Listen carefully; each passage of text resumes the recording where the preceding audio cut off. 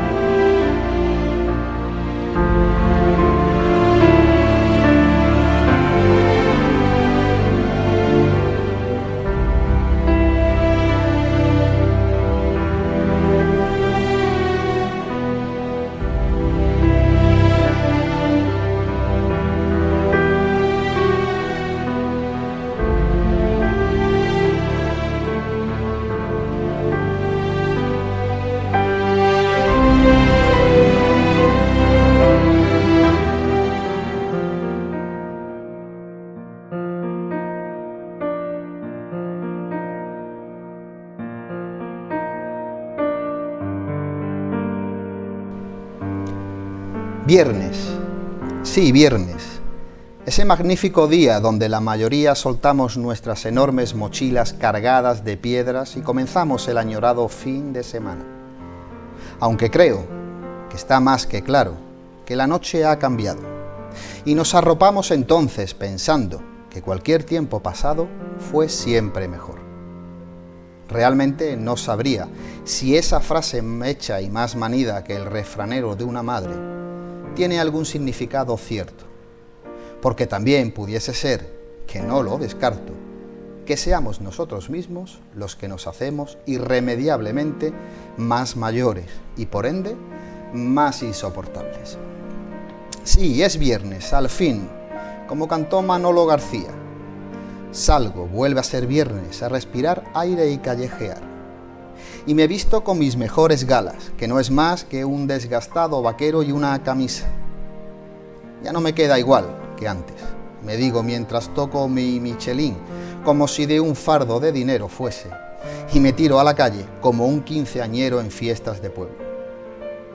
Camino despistado por la calle mientras fumo un cigarrillo, expulsando una enorme bocanada de humo que parece tener vida propia en el frío intenso de la noche. Esa sensación tampoco es la misma de cuando yo era joven, me vuelvo a decir mientras toso y maldigo el jodido tabaco. Regreso nostálgico a los baretos y pubs donde paraba antes. Desafortunadamente, estos están ya cerrados o bien han cambiado de forma y estilo.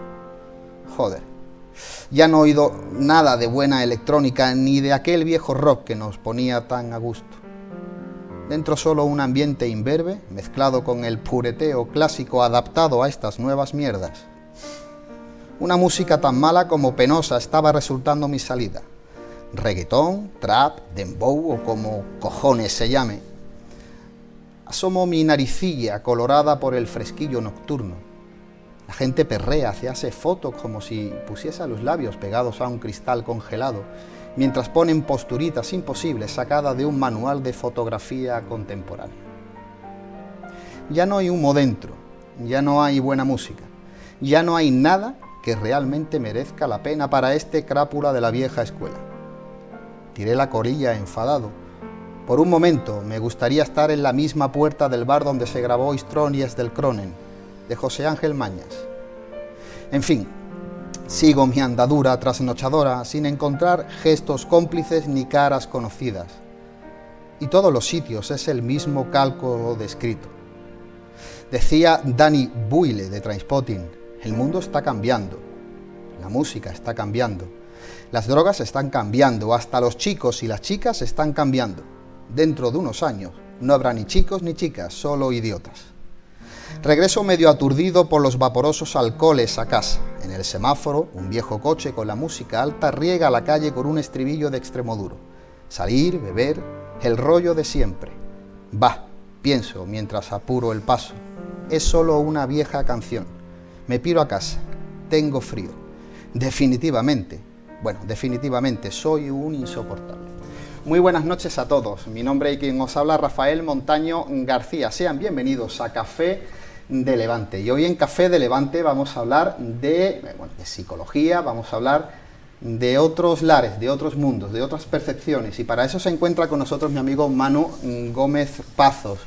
Manu, muchísimas gracias. Todo un placer tenerte en este rinconcito de cultura de esta Baja Andalucía. Un placer estar aquí contigo. Bueno, Manu, ¿cómo pasa el tiempo, verdad? ¿Cómo pasa el tiempo? Sí. Desde que nos conocimos hace bastante ya. Yep. Y cómo pasa la vida, ¿verdad? Qué rápido se nos va. Hace ya, más de 20 años compartiendo casa, compartiendo vida entre Trebujena y Sanlúcar, y afortunadamente tengo una hermana que es muy extrovertida y tiene amigos por todos los lares de España. Y bueno, tú fuiste una de esas personas con las que conviví en mis veranos en Sanlúcar de Barrameda. Y sí, qué bonito el que haya pasado tanto tiempo y el verte aquí en este programa y las conversaciones que hemos compartido y donde me ha llevado a mí la vida también de manera directa o indirecta. Claro. ¿No? Yeah. Oye, Manu, ¿me vas a permitir que te haga además una pregunta de esas que no tengo más remedio que hacértela como un entrevistador novato, ¿no? ¿Cómo termina alguien de Trebujena viviendo actualmente en Australia y trabajando en Australia? Bueno, muy buena pregunta. Yo soy un afortunado porque mi andadura por Australia no fue necesariamente por necesidad. Yo no me fui porque me tocó el momento en el que no había nada aquí y me tuve que ir a buscar el pan. Eso vino luego.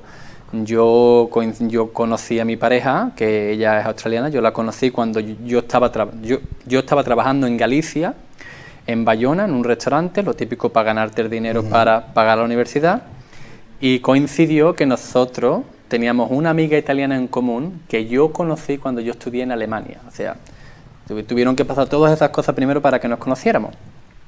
Y bueno, en ese momento yo estaba terminando mi máster, estaba a punto de empezar mi máster en neuropsicología en la Universidad de Salamanca, y ella estaba viajando por el mundo. Total, una cosa lleva a la otra, nos conocemos, una historia de verano, de amor, exacto, se convierte en algo más, y ese algo más, en final, se convierte pues en una relación formalmente hablando.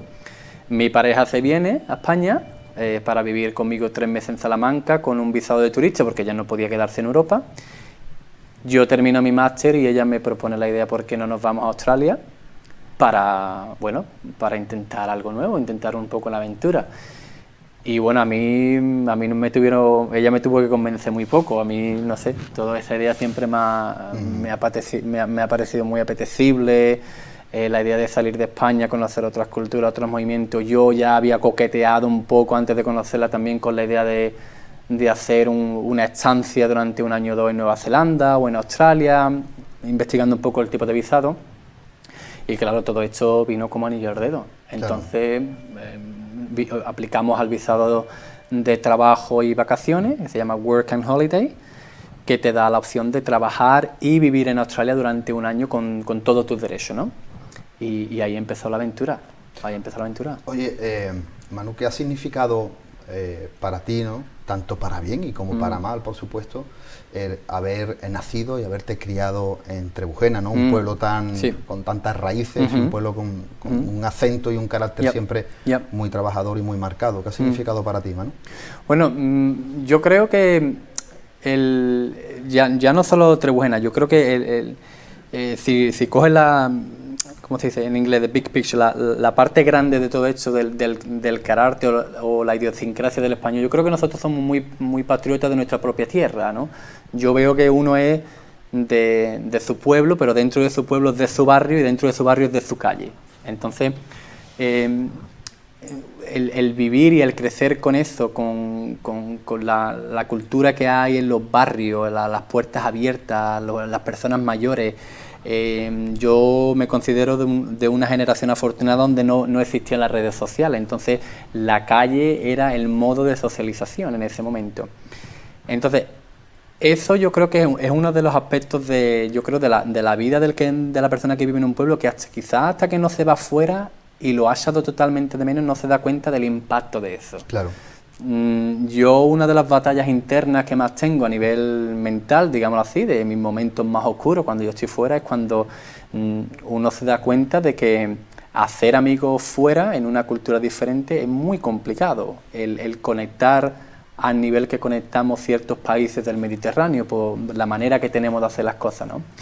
Y eso muchas veces se convierte en una carga, en una losa. Tú echas de menos a tus compañeros, el no tener que tener una excusa para ir a tomar un café surge, la conversación surge, y esos pequeños momentitos del día, ¿no? Ese estilo de vida pueblerino. Sí, es la estética de lo pequeñito. Exacto, ¿verdad? Exacto. El arte de no hacer nada. El arte de no hacer nada, que cuando uno sale y vive en una gran ciudad, por ejemplo, Sydney son 4 millones de personas en una simple ciudad, es complicado un poco adaptarse a eso, y yo creo que hay una parte de mí que la flexibilidad del ser humano, uno sigue y se adapta a eso, pero a mí me cuesta olvidar de dónde yo vengo, sí. Y además reniego a olvidarme de eso, es lo que ha formado, digamos, los cimientos de lo que soy ahora mismo, ¿no? Si tuvieras que sacar en pequeñas gotas, ¿no?, de una esencia, digámoslo así, trebujena, ¿qué extraerías de ella? ¿De lo que trebujena es? Sí. Trebujena...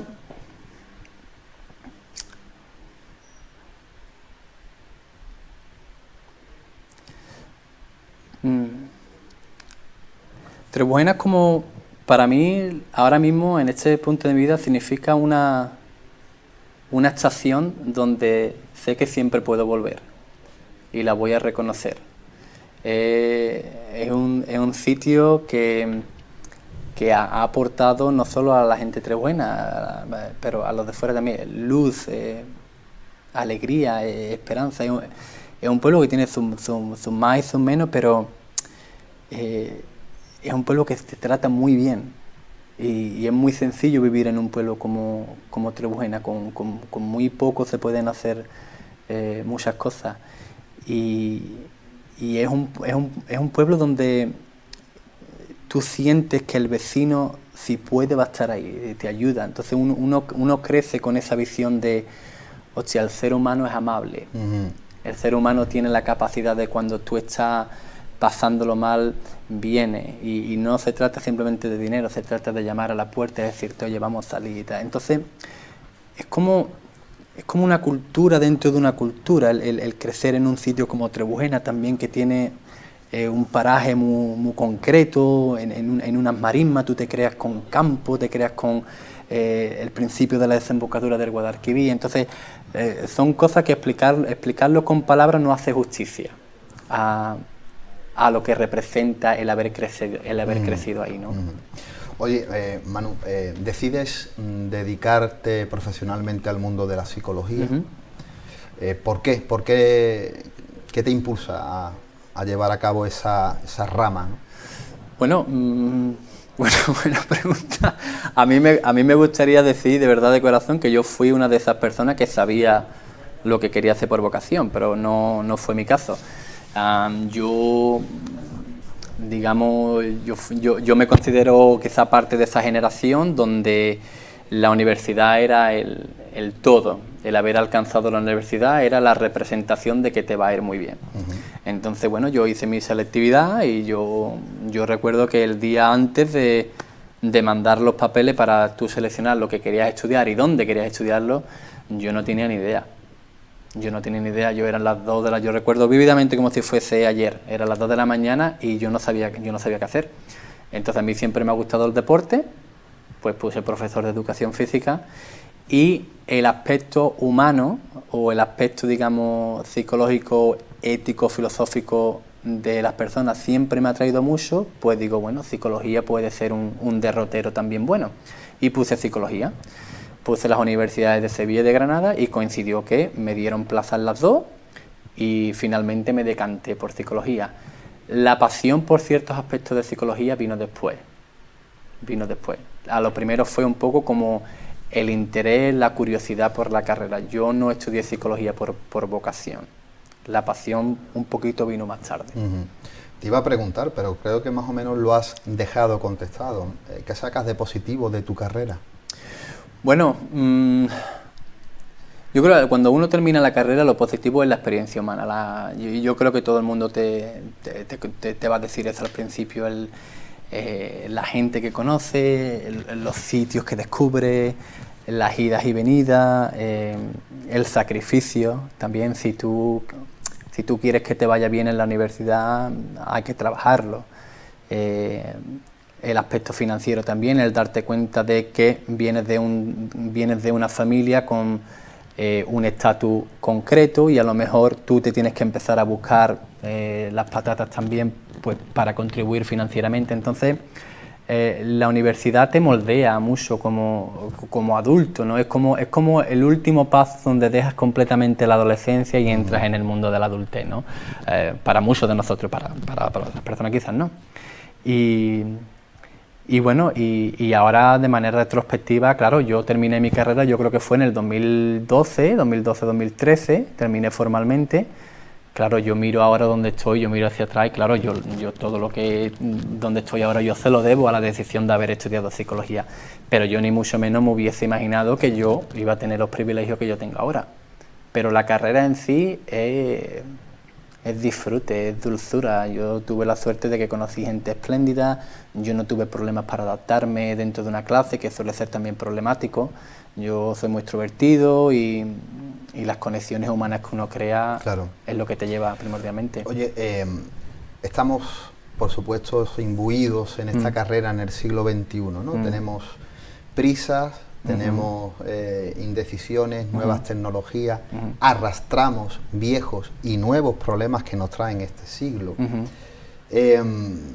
¿Cómo afronta el psicólogo, cómo afronta la psicología todos estos cambios que son rapidísimos y abrumadores? Es una de las presentaciones en las clínicas en las que yo he trabajado donde que más vemos por el efecto que tiene en ella. Una persona no va a venir porque vive una vida muy ajetreada, viene por las consecuencias que eso lleva. Yo creo que lo que vemos muchas veces es un problema de identidad.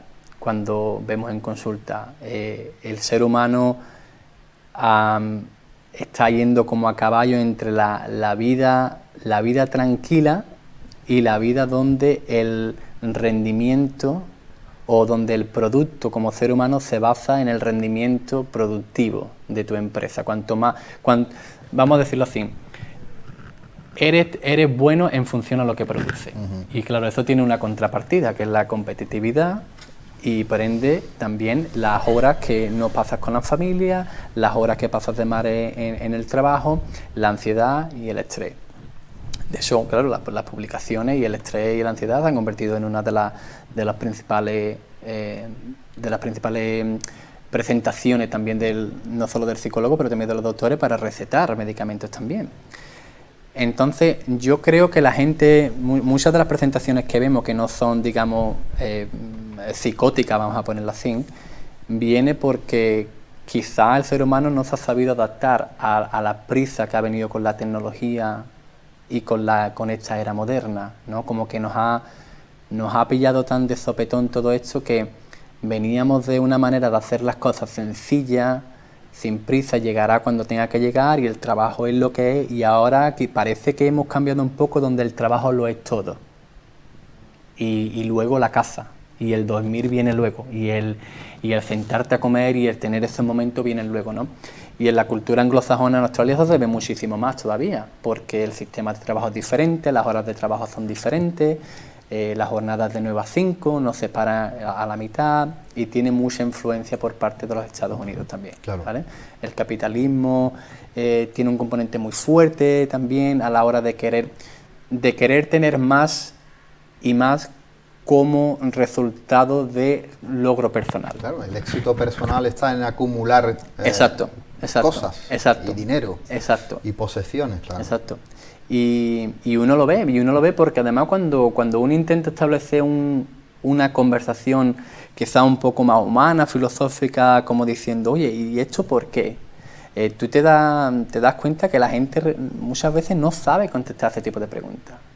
No sabe contestar. ¿Tú por qué necesitas realmente esta casa tan grande? ¿O por qué qué esta y no esta? ¿O por qué este coche? ¿O por qué un coche cada 2 años, cada 3 años? Las contestaciones son superfluas. Y son superfluas porque a lo mejor el trabajo de introspección de decir, oye, realmente tú lo puedes querer, pero necesitamos... Me es necesario, ¿no? O sea, el esfuerzo que me va a acarrear... Exacto. El quizás... Pero yo no sé, Manu, pero yo muchas veces pienso que, lo dicho, ¿no? Que esta vida moderna, además una vida donde cada vez pasamos más horas mirando la percepción y mirando la vida a través de una pantalla, con lo cual estamos viviendo una vida en cierta manera muy irreal. Exacto. Exacto. Perdona, pero sí. No. Y esa vida irreal es la que nos hace vivir en ese aparentar continuamente, ¿no? Exacto. O sea, la vida es súper feliz y no, la vida no es así. Es como yo describía, ¿no? Ya cuando sales a la calle, ya tú no tienes 18 años, ya no vives las mismas experiencias. Correcto. Con lo cual, no sé si pueden ir por ahí los tiros, ¿no? Claro, y además, yo creo que van por ahí los tiros también con el tema de las redes sociales. Es como un escaparate de lo bueno. Es muy raro encontrar a alguien que vaya a poner una publicación o una foto de, mira, hablando mal, oye, estoy en la mierda, ¿eh? Quiero decirle a todo el mundo que tengo aquí en Facebook o a todo el mundo que tengo en estas otras redes, que mi trabajo lo estoy pasando mal. O que mi trabajo no vale un duro, ¿no? O que gano poco dinero. Exacto. Estoy en el paro, tengo hijos que no los puedo mantener, me llevo mal con mi familia, porque nadie quiere escuchar eso. Entonces, lo que ocurre con esto también es que cuando entramos en el ciclo vicioso de las redes sociales, donde es un escaparate de la felicidad constante, uno se siente, hostia, ¿yo qué estoy haciendo con mi vida? Pero es que esa foto en particular es una pincelada de un momento que además no sabemos realmente cómo esa persona ha llegado ahí. Entonces estamos dedicando como demasiado, estamos invirtiendo demasiado en la vida de los otros. Totalmente de acuerdo. En vez de quizás dejarnos llevar un poco y decir, oye, vamos a aparcar este un momento y este que está aquí al lado, vamos a hablar, vamos a sentarnos. ¿No? Yo lo veo muchas veces cuando viajo, dices tú, te metes en un autobús, te metes en un tren y está la gente como, no sé, como que es complicado ver la interacción entre dos personas hoy en día. Y luego a mí me gusta mucho una frase de Pepe Mujica cuando él dice que lo que compramos no se compra con dinero, se compra con el tiempo que le has dedicado a ganar ese dinero. Entonces yo personalmente uso eso como un poco de filosofía de vida también para intentar conscientemente desconectarme de esto. Desconectarme de, oye, esto que estoy a punto de decidir o de comprar o de actuar en esto, ¿cuánto tiempo de mi vida me ha llevado para ahora efectuarlo, llevarlo a cabo? Y te das cuenta que muchas veces no compensa. Claro. Oye, Manu, la psicología es explorar, ¿no?, la percepción humana, la motivación, la atención, el funcionamiento de la mente. Imagino, Manu, que es un aprendizaje continuo, consuetudinario, ¿no?, el tema de estar implicado en la rama de la psicología, ¿verdad? La psicología como el lenguaje, es pura evolución. Y es bueno y malo también para el psicólogo, porque cuando nosotros intentamos ofrecer terapia, intentamos implementar un tipo de terapia, a lo mejor ahora estamos haciendo algo que a lo mejor en 15 o 20 años se puede quedar obsoleto porque puede venir algo mejor, ¿vale? Te voy a poner un ejemplo. Personas que sufren estrés postraumático, por ejemplo, una de las terapias que más se ha tratado ha sido la terapia cognitivo-conductual. Ha salido una terapia nueva que ahora tiene quizá un poco más de popularidad, que es la no sé cómo se dice en español ahora, pero básicamente es el trabajo del trauma mediante el movimiento de los ojos constante, ¿vale? Tú tienes que estar acreditado para poder hacerlo. Pero es que ahora se está invirtiendo muchísimo dinero y ya están los controles experimentales, al menos en Australia, para tratar trastornos como este con psicodélicos. Con psilocybin, la sustancia ¿cómo se llama?, del champiñón mágico, con LSD... Sí, eso me recuerda a esos experimentos científicos. Exacto. De los años 70, ¿no? Exacto. Y lo que se ha demostrado es que está funcionando y las investigaciones controladas están dando buenos resultados. Entonces lo mismo nos vemos que en 10-15 años el trabajo para tratar enfermedades o trastornos mentales, por ejemplo, como la depresión mayor, que es muy complicada de tratar en terapia porque es un poco combinación de fármacos y terapia, o el trastorno de estrés postraumático, los ensayos están viendo que con 3 o 4 momentos de psicodélico junto con la psicología tiene resultados tremendos. Muchas veces donde el trauma de por sí desaparece en el sentido que la persona aprenda a vivir con él. Entonces, eso requiere que el psicólogo esté en constante movimiento. Claro. Y eso, claro, absorbe muchísimo tiempo y energía también. Entonces, normalmente lo que tú te ves es psicólogos que se enfocan en un área determinada y en una presentación determinada, ¿no? Sea depresión, sea ansiedad, trastorno bipolar, esquizofrenia, por ejemplo, que también se puede hacer terapia con personas que tienen trastorno psicótico, pero está en constante movimiento. Está en constante movimiento, Manu, pero es verdad que hay una serie de problemas que lo tenemos desde siempre, ¿verdad? O sea, esta vida, como hemos hablado, tan rápida, ¿no? El alcohol, que lleva, hay gente que cada vez bebe mucho más, además como algo totalmente, es como ya está bien visto, ¿no? Entre comillas, ¿no? Que se pueda consumir alcohol todos los días, como es algo de, no sé, es que me merezco, ¿no? Es como un premio, es como tal. Y las drogas también, por supuesto, ¿no? Pero también es verdad que pensando en estos opiáceos, digamos que todo puede ser consecuencia en sí de la rueda en la que estamos metidos. Hay gente que termina metiéndose en problemas con la bebida, problemas con el alcohol o con medicamentos y fármacos para poder dormir, porque es que la sociedad literalmente los empuja al filo del precipicio. Lo del tema, el tema de la droga blanda es un tema de discusión muy fascinante, además en el mundo científico desde el punto de vista de la psicología, porque si hoy se fuese a descubrir, por ejemplo, una sustancia que se sabe que te puede arruinar el hígado, que te puede acarrear problemas cognitivos a largo plazo, esa sustancia no saldría al mercado. El alcohol, el tabaco, la marihuana sigue siendo un tema de debate, porque la marihuana en sí, sí que es verdad que todo el mundo te dirá, bueno, nadie ha muerto de sobredosis, pero sí que es verdad que la investigación dice que el fumar marihuana va emparejado con potencialmente el desarrollo de una enfermedad psicótica, ¿vale? Pero hay un autor que ahora tiene mucho renombre, Gabor Maté, y él tiene un libro que ha sacado que se llama El mito de lo normal. Y él explica cómo el ser humano gravita hacia esta sustancia como una manera de contrarrestar los pequeños traumas que hemos tenido en vida. Entonces está todavía por saber si nuestra capacidad o nuestro interés por estas drogas blandas si realmente comienza como una manera de ocio y de integrarnos, o si comienzan como una manera de enmascarar lo que todavía no hemos sido capaces de lidiar de una manera intrapersonal. Entonces, el alcohol de por sí es la sustancia que a nivel comunitario más daño hace.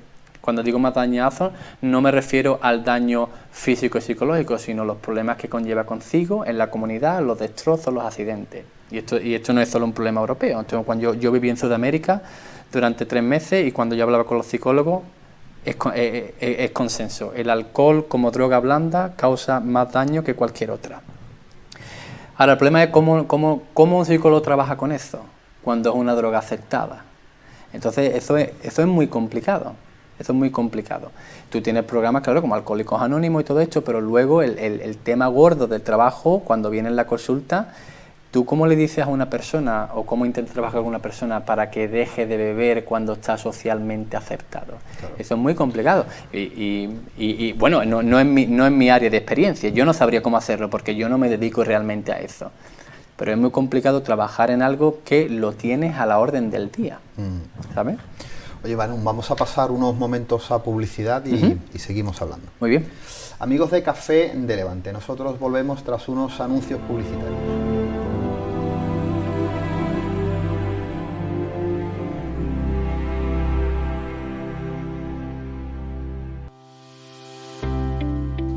¿Sientes que tu casa necesita una nueva vida ya que no consigues venderla? ¿Quieres sacar el máximo provecho de cada rincón? Entonces no te pierdas lo que viene a continuación. El Homestay Inn se basa en principios de psicología del espacio, que aprovechan la programación neurolingüística para crear ambientes que cautivan los sentidos. Los detalles importantes. Con Homestay Inn realzamos cada área, creando puntos de enfoque que atraen y enamoran a quienes visitan tu hogar. ¿Quieres vender tu propiedad rápidamente y al mejor precio? El Homestay Inn incrementa las probabilidades de venta en un abrir y cerrar de ojos. Homestay Inn, cambiando hogares, cambiando vidas. El poder de la programación neurolingüística llegó a tu hogar.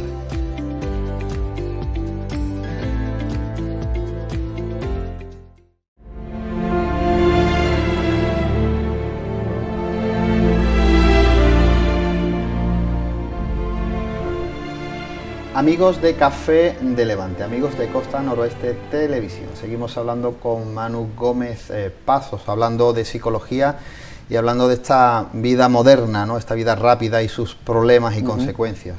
Oye, tengo anotado máster en neuropsicología. Danos unas pinceladas para los que hayamos o no escuchado esta terminología. Bueno, la psicología en sí es a grosso modo es el estudio del comportamiento humano. La neuropsicología se encarga de la medición y la implementación de programas cuando normalmente hay un daño cognitivo a nivel cerebral. Entonces las distinciones, por ejemplo, digamos que una persona con depresión quiere empezar a trabajar de manera psicológica, viene a ver a un psicólogo. Imagínate que una persona, pues por ejemplo, hay un problema cerebral, ha habido un accidente y la persona no está funcionando como debería a nivel cognitivo. Normalmente se pide la ayuda de un neuropsicólogo para que haga un estudio de baterías para saber qué parte del cerebro no está funcionando como debería. Esto se hace también con mediciones a nivel cognitivo, por ejemplo, de espectro autista. Se puede intervenir la figura de un psicólogo, accidentes de tráfico también, enfermedad de Alzheimer, por ejemplo. El neuropsicólogo puede poner paquetes de rehabilitación cognitiva, que aunque sea una enfermedad degenerativa, no significa que no se pueda trabajar a nivel cognitivo para desacelerar el progreso de la enfermedad. Entonces, el neuropsicólogo de por sí no hace tratamiento per se. El neuropsicólogo hace mediciones, mediciones psicométricas y en base a la presentación, a la historia, a los resultados, intenta crear un perfil y una historia de la persona y dar las recomendaciones oportunas. Oye, Manu, vamos a dar un viraje a la conversación, ¿no?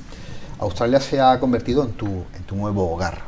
Hemos hablado de que has nacido, te has criado en Trebujena y por esos lances del destino has terminado en Australia. ¿Cómo vives ese cambio social, ese cambio humano, ese cambio laboral a tantos kilómetros y con una cultura quizás muy diferente? Bueno, yo creo que a mí me fue muy bien al principio. Yo lo viví con una alegría tremenda, con una excitación de decir, Dios mío, me voy a Australia, yo no, un destino tan exótico, tan lejos. Yo en ese momento creo que tenía 25 o 26 años cuando me fui por primera vez y claro, uno llega queriendo comérselo todo y absorber todo lo que pueda, ¿no? Entonces, bueno, los principios fueron despacio, bonito, pero yo muy afortunado, obviamente, primero por tener a mi pareja que habla australiano, por tener su familia que está allí. Entonces yo llegué un poco con un colchón que mucha gente no tiene. Entonces mi adaptación al país fue muy suave, vamos a ponerlo así. El choque cultural, bueno, se vive sobre todo con los horarios, con el tema de comida, el tema del trabajo, pero uno se adapta igualmente. Entonces los primeros años, pues bueno, uno hace lo que puede, trabajo de hostelería, forzado a perfeccionar el idioma, y ya, pues bueno, poco a poco ahí uno va haciendo amigos. Tuvimos la suerte, vivimos en un pueblo también que no era muy grande, la gente te conoce, la gente te reconoce como el chaval español que está trabajando. Entonces yo hice muy buenas conexiones desde el principio. Vivimos en sitios muy bonitos y yo sentí las dos cosas. Yo sentí el calor humano de la gente, de la comunidad en la que yo vivía, pero también noté ciertos momentos de racismo, vamos a ponerlo así. Bueno, racismo o ignorancia, como lo podamos llamar, sí, ¿no? Eso existe en todos los puntos, en toda la geografía de este mundo. Exacto. Entonces, esos son los momentos que incluso, el ser humano es interesante, ¿no? Uno le cuesta más desprenderse de lo malo que le pasa, ¿no? Claro. Entonces, esos son los momentos en los que a lo mejor, bueno, tú te vuelves a casa y dices, bueno, ¿y esto por qué? ¿Qué estoy haciendo aquí, no? Entonces, los comienzos fueron mucho más dulces que ahora. Y eso puede ser también quizá porque ya uno madura de una manera en la que dice, bueno, he alcanzado ciertas cosas a nivel personal y profesional que yo ya a lo mejor me pregunto, ¿hasta cuándo es una prioridad estar en Australia, ¿no? ¿Hasta cuándo es una prioridad seguir desarrollando mi carrera profesional y cuándo me vengo? Cuando al principio eso no era un tema de conversación siquiera. Al principio era, no, vamos a hacer todo lo posible por quedarnos aquí, visado, papeleo. Y bueno, tuvimos la suerte al principio con el visado de turismo y de trabajo, y luego eso desembocó en la aplicación de un visado de pareja que años después nos ha llevado a mí tener la ciudadanía que se me otorgó este año. Ahora lo vamos a comentar. Has dicho dos palabras muy interesantes, que es exótico y lejano. Para nosotros, ¿no? Para la percepción que podemos tener desde Europa, desde España, desde Andalucía, Cádiz, Sanlúcar, Trebujena o Jerez, de Australia, es exótico, es lejano. Pero yo no creo que solamente para nosotros, yo creo que para el viejo continente, Australia sigue siendo, digamos, como un diamante perdido, ¿no? Es algo que está muy lejano, donde recibimos poca información, recibimos poca comunicación, aunque hoy está todo globalizado y se viaja y se entra y se sale, pero son como, no sé, como misterios herméticos todavía. No sé si estás de acuerdo conmigo. Totalmente. Y además las pinceladas que nos llegan, incluso cuando yo, antes de irme allí, ¿no? Son... claro, la fauna, la flora, lo típico, el canguro, el koala, las especies peligrosas, el programa este de aduana, que es muy complicado entrar en Australia, pero Australia es exótico porque hay tanta diversidad. O sea, un país es del tamaño de Europa, o sea, la gente tiene que entender eso. Tú sales desde el aeropuerto de Sydney, que está en la costa este, y tú quieres ir a la costa oeste de Australia, a la ciudad de Perth. Se tardan casi 3 horas y media en llegar. O sea, tú te pasas 3 horas y media en un avión y todavía no has cruzado el ancho del continente. Entonces estamos hablando que puedes salir de Sevilla y llegas casi a Oslo en el mismo trayecto. Entonces,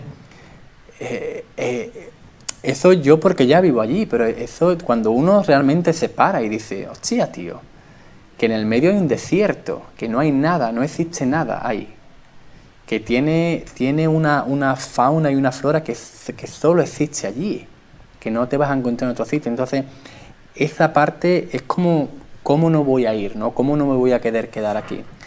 Y luego la lejanía para mí le añade un componente incluso más dulce todavía, el hecho de decir, bueno, lo típico, ¿no? Cuanto más lejos mejor, cuanto más lejos mejor, me voy para allá. Y luego, claro, conoce y luego la población indígena. De hecho, hay mucha desinformación y mucha ignorancia, y yo también, por mi parte también, cuando yo llegué allí, mira, te voy a contar una anécdota. Llegamos a Sydney y yo le dije a mi pareja, ¿por qué hay tantos chinos en esta ciudad? Claro, un comentario totalmente de ignorante, de no haber salido de mi tierra natal. Pero es que no es que haya muchos chinos, es que los rasgos de los asiáticos me hicieron pensar que son chinos, y luego hay muchas generaciones de asiáticos que ya viven allí. Tú puedes ver una persona cuyos padres y abuelos son chinos, pero esa persona es australiana de nacimiento. Pero es un país de países.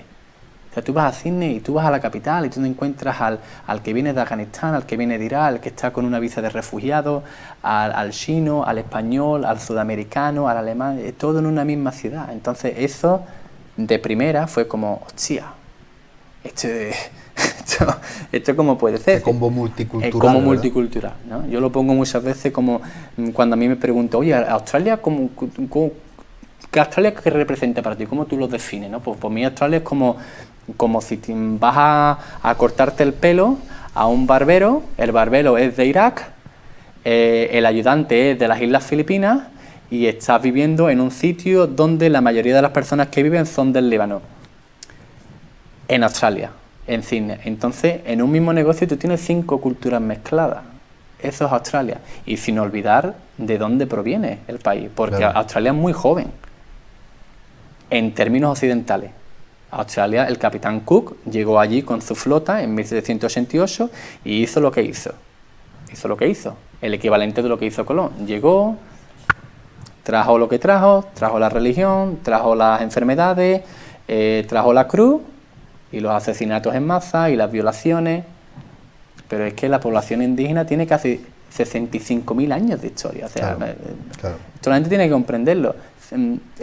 Llevamos 2.000 años, ¿no? Acorde a cómo nosotros lo medimos. Pues 65.000 años de historia. Vamos a tocar ahora el tema indígena, pero me queda claro, me queda bastante claro que estás ejerciendo evidentemente de psicólogo. Ahora sí. Actualmente allí. Correcto. ¿Qué esperas lograr profesionalmente en Australia con tu profesión? Bueno, profesionalmente yo lo que espero es seguir formándome hasta el punto donde yo considero que soy competente para poder tratar ciertas afecciones. Como te estaba diciendo, la psicología es constante movimiento. Y bueno, este es mi cuarto año de psicólogo y claro, todavía muy joven. Claro. Todavía muy joven. Entonces yo espero poder enfocarme en aspectos en concreto de la psicología y llegar al momento también donde a lo mejor yo gravito entre no ver a tantos pacientes y formar a otros psicólogos. En Australia hay la figura del supervisor, que cuando tú llevas registrado en el gobierno durante 3 años, tú te puedes convertir en supervisor de psicólogos que acabas de empezar. Entonces me gustaría ir por ahí y seguir desarrollando mis áreas de interés. Yo, pues bueno, por una razón u otra, dediqué mucho tiempo profesional y personal al estudio del suicidio, por ejemplo. Quizás también por la naturaleza del primer trabajo que tuve. Te iba a preguntar un poco a colación de eso, si tuvieras que definir el estado de salud mental del australiano, ¿cómo sería? Porque yo puedo, sin ser psicólogo, puedo definir de alguna manera el estado de salud, ¿no?, de nuestra población, ¿no? Sobre todo por los problemas que nos tenemos todos los días en la mochila, no sé allí. Yo creo que a nivel de salud mental, el australiano es... y la australiana, pero voy a decir el australiano porque las afecciones con las que yo trabajo afectan más a los hombres. Yo creo que es demasiado hacia adentro. Está en un estado de limbo. Cuando yo digo limbo aquí, yo digo que hoy, y esto va a sonar duro decirlo, pero esto es por la naturaleza del trabajo que yo he hecho. Si el australiano está mal a nivel mental, puede estar hoy aquí y mañana no. Así es como está la situación allí. Te voy a dar un dato. El último documento que ha salido por parte del Departamento de Salud Mental ha establecido que la primera causa de muerte en el país, en hombres y mujeres ahora, que antes solo era hombres, en hombres y mujeres, desde 16 a 35 años, el suicidio. Por encima de accidentes de tráfico, por encima de accidentes cardiovasculares, y España no se queda atrás también. España también tiene una crisis con respecto al suicidio. Entonces, cuando tú coges esos datos en una franja de edad donde tú se supone que a nivel personal estás todavía buscando la realización, ¿no? Es como la pirámide de Maslow, ¿no? Tú tienes las necesidades básicas cubiertas y una vez que las necesidades básicas están cubiertas, uno se mueve hacia el autodescubrimiento. Algo está fallando. a nivel comunitario. Porque yo soy del pensamiento que un niño y una niña no lo crece solo la familia, lo crece la comunidad. Entonces algo está fallando para que a esta franja de edades tan jóvenes y tan importantes, el australiano, por hablar así, decida que es mejor quitarse la vida. Hay un punto de deshumanización enorme Totalmente. en la sociedad, ¿no? Totalmente. Y además, el otro día estaba yo leyendo un artículo sobre el suicidio y hablaba de que países como, o zonas como Groenlandia, en los polos, en la Atlántida, Canadá, está a la orden del día. Y tú vas a sitios donde son sitios preciosos, idílicos, donde la vida es tranquila, claro, donde la marinería, donde algo de la ganadería, tal y cual, están en plena naturaleza todavía, y la gente está suicidándose. Exacto, las tasas de suicidio son más altas en países nórdicos. Una de las hipótesis que se han barajado es por el tema de la falta de luz, el impacto que eso tiene en el estado mental. Ellos han nacido con esa falta de luz. Exacto. Pero, por ejemplo, no es el caso de Australia. Uno piensa en Australia y uno sabe lo que va, a casi 365 días de luz, igual que en un país como España. Entonces, cuando tú coges eso y cuando tú trabajas, digamos, en las entrañas del sistema de salud mental australiano, cuando tú vas a los pueblos, cuando tú ves desde dentro lo que está ocurriendo, uno no puede parar de decirse a sí mismo, oye, ¿aquí qué falta? Claro. Un país tan rico, con costas, con tanta diversidad, con playas, y la moneda, y la primera cosa que uno intenta hacer es decir, se acabó. Entonces ahí lo que intento quizá concatenar con lo que decíamos antes, algo tiene que haber a nivel personal de que tiene que haber una falta de identidad donde el ser humano no se identifica o no acaba de identificarse con lo que hay en su alrededor para poder seguir adelante. Entonces yo creo que el estado de salud mental, digamos, del australiano está como cogido con pinza a rasgos generales. Sí, que es fácil de estabilizar. Totalmente. Y luego que es una sociedad que, también decirlo, para no caer en el estereotipo, que está, por las distancias que tiene el país, los recursos llegan muy poco a las zonas rurales. Claro. Muy poco. Nosotros, mi pareja y yo, hemos vivido en un pueblo de la zona rural donde para ver un cardiólogo tenías que esperar casi 8 meses. Claro. Donde para ver a un psicólogo tenías que esperar 6 meses para tu primera consulta. Entonces dices tú, hostia, si tenemos este problema, la financiación no es un problema porque la financiación llega, quizás no se distribuye de manera igualitaria, pero el dinero se está proveyendo, entonces ¿qué está fallando? Entonces hay una cantidad de dinero ahora en Australia yendo para poder tratar de averiguar qué es lo que no se está haciendo bien.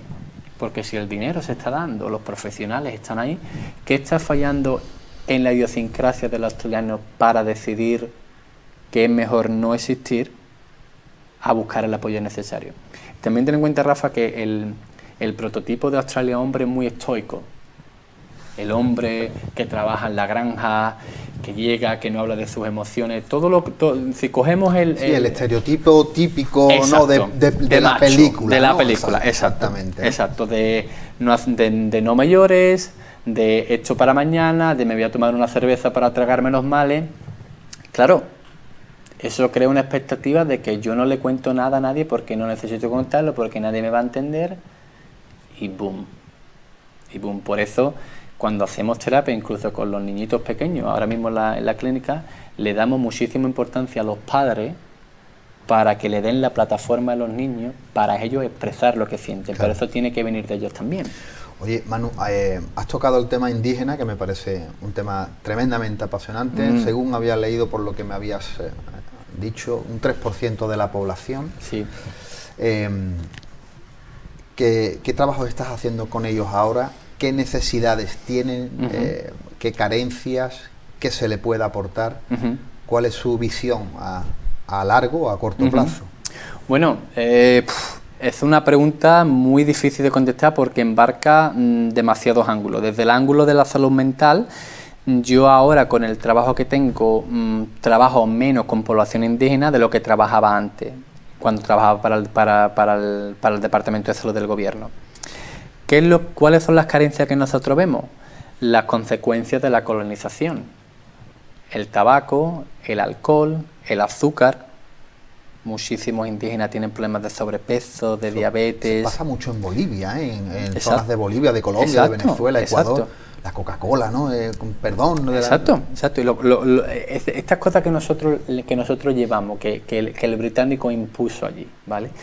Pero también Australia tiene una particularidad, y es que desde que los británicos llegaron allí, la manera de hacer las cosas ha sido, no, nosotros vamos a decir lo que vosotros necesitáis y lo dejamos ahí. Entonces, el indígena lleva muchísimos años desde que se colonizó, desde que los británicos colonizaron, tratando de tener voz y voto en lo que se hace.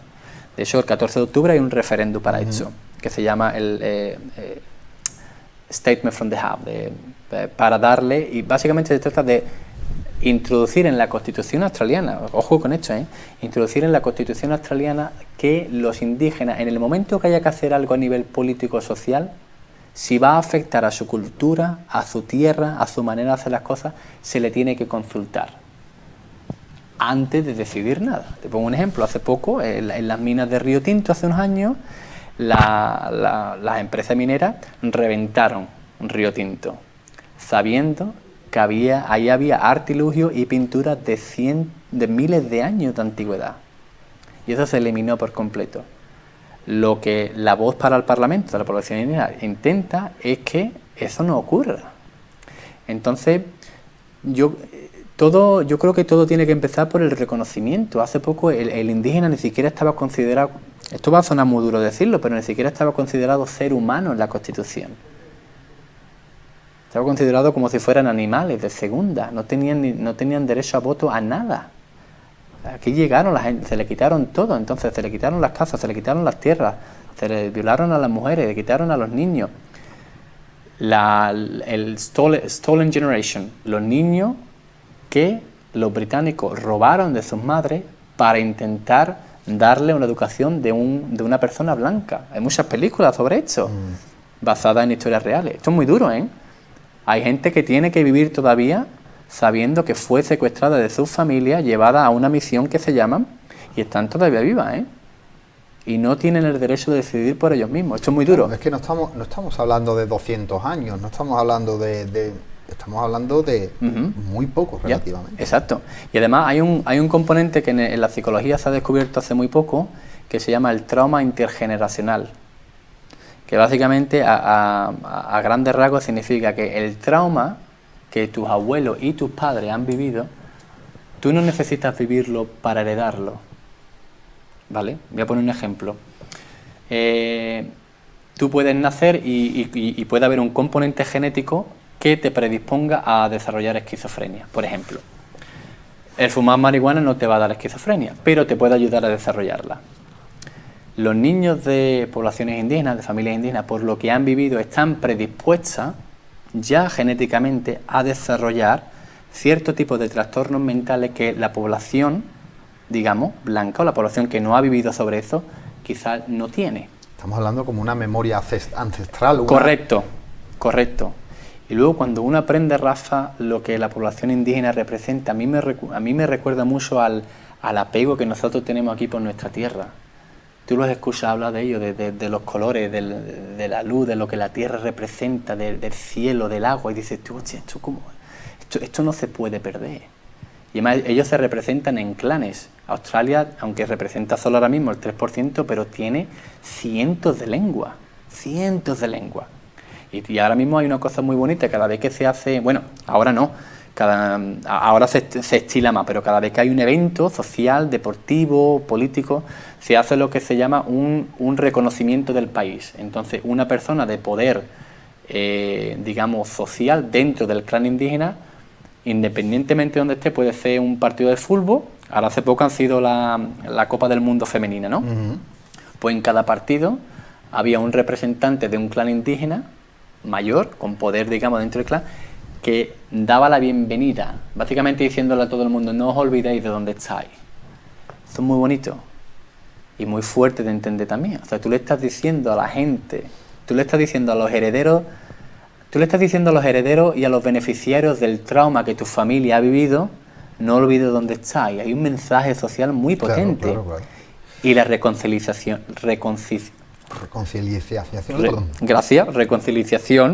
va a tardar mucho, porque las heridas todavía están abiertas. Y Australia es un país, aunque me cueste decirlo, es un país que donde hay mucho racismo todavía sobre la población indígena. Oye, también estamos hablando de un pulmón, ¿no? De un pulmón de este planeta, ¿no? Claro. ¿Cómo estáis viviendo el tema del cambio climático allí? Bueno, complicado. Yo creo que incluso llegó aquí las noticias de lo que ocurrió hace 4 años, porque yo recuerdo amigos de Trebujena enviándome mensajes de si estábamos bien.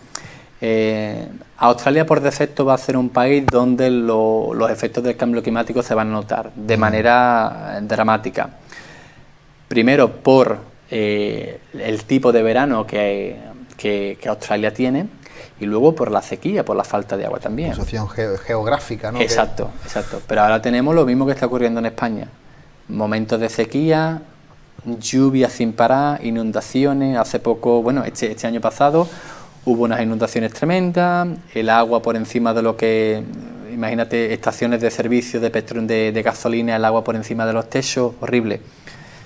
Pero el problema luego cuando llega el verano son los incendios, porque el verano característico de Australia es que hace calor, pero te puede entrar la típica tormenta de verano, el rayo cae, el rayo incendia el bosque o la reserva natural. Entonces hace 4 años hubo muchos años de sequía y se fue de las manos completamente, porque estaban haciendo controles de fuego para intentar, ¿no?, quemar un poquito para evitar que luego se queme mucho.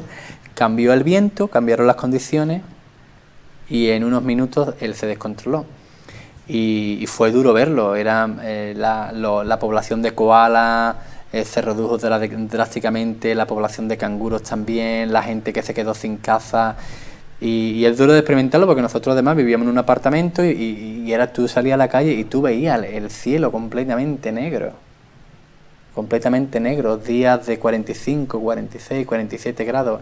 En Australia hay una población de murciélagos que se llama Flying Foxes, y nosotros hay una colonia donde vivíamos de 10.000 murciélagos. Este animal no está preparado para soportar temperaturas de más de 45 grados.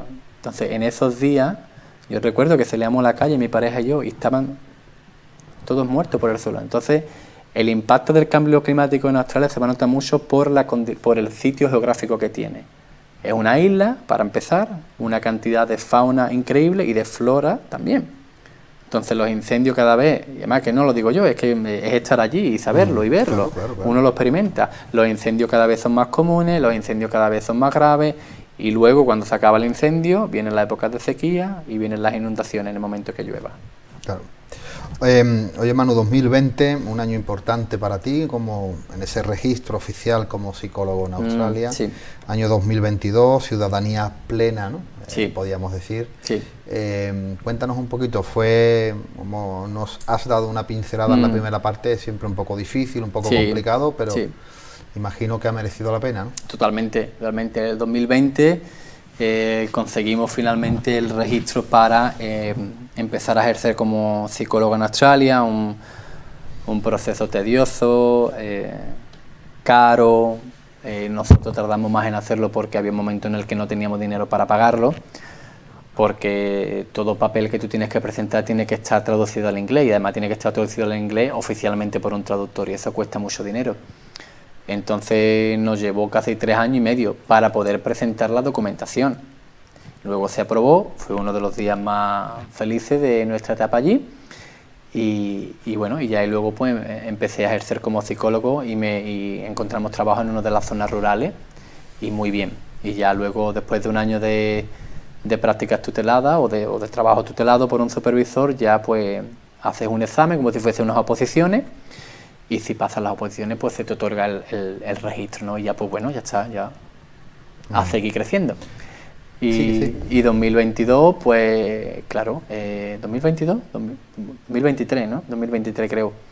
En enero de 2022 creo que fue, la ciudadanía, que también ha sido un proceso que tú se lo cuentas a uno y ¿Para escribir un libro? Para escribir un libro, porque claro, antes de la ciudadanía tú tienes que convertirte en residente permanente, hay diferentes maneras de llegar allí.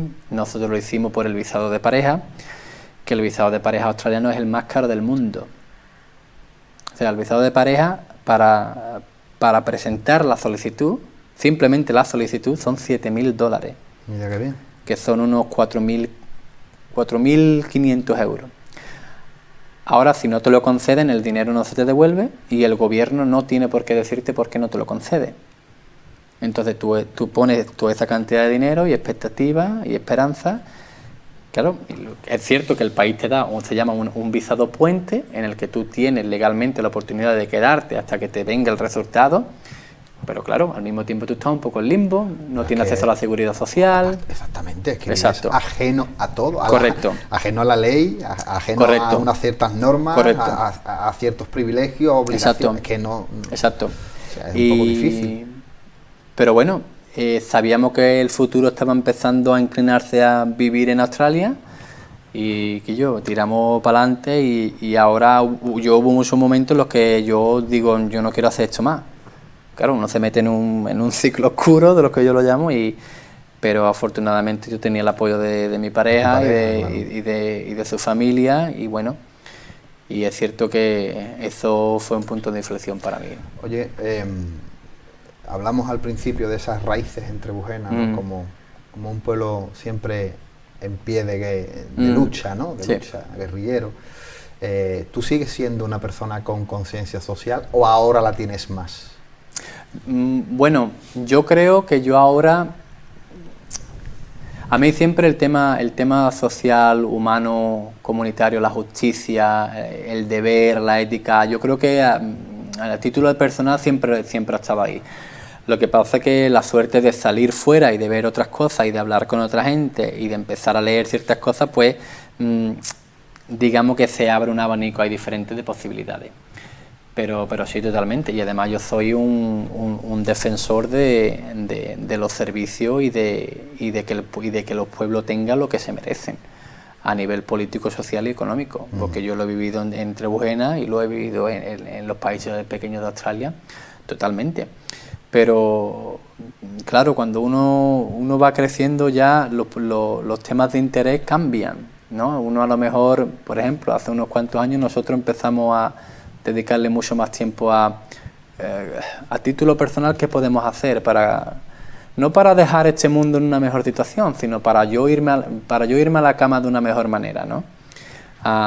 Entonces investiga uno cosas, empieza a meterse un poco más en política, empieza, ¿no? Yo soy vegano, por ejemplo, hace 3 años que decidimos eso y una de las mejores decisiones de mi vida, por diferentes cosas, es como un estilo de vida, no se trata de una dieta. Y eso viene por una introspección.